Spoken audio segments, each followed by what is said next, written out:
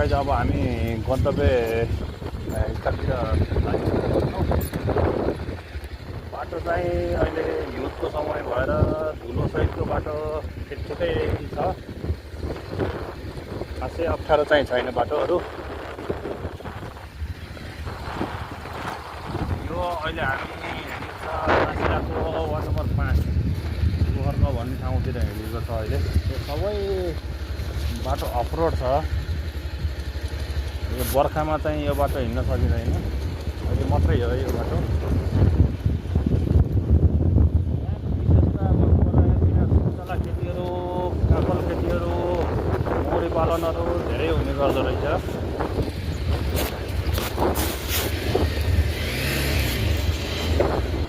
पारीको डाँडा भन्नुपर्दाखेरि तपाईँको एउटा मासिला भन्ने एउटा ढुङ्गा छ, एउटा शिला छ। त्यो शिला विश्वकै ख्यातिप्राप्त शिला भनेर पनि मानिन्छ।